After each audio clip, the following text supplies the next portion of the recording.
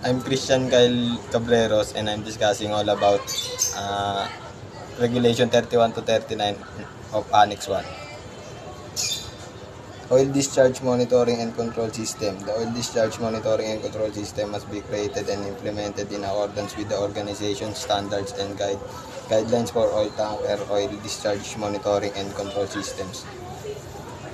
Oil-water interface detector for a quick and precise determination of the oil-water interface in slab tanks. Oil tankers of 150 gross tons and higher must be equipped with efficient oil-water interface detectors approved by the administration.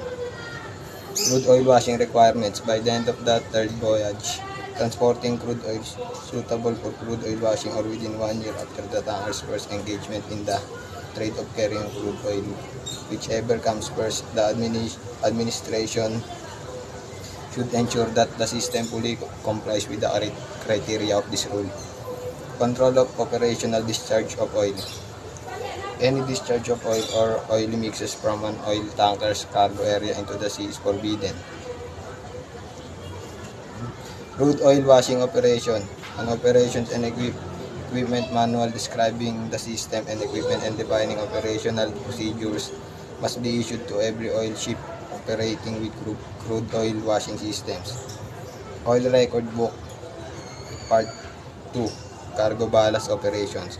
Each of the aforementioned operations must be completely and promptly recorded in the oil record book part so that all entries pertinent to that operation are finished.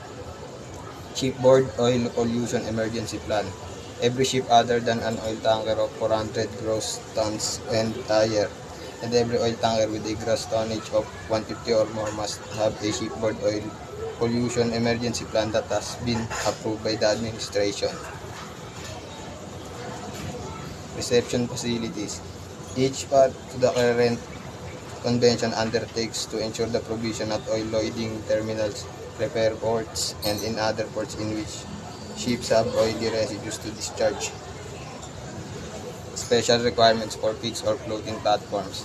The drilling rigs, floating production, storage, and offloading facilities used for the offshore production and storage of oil, and floating storage units used for the offshore storage of produced oil are all covered by this rule.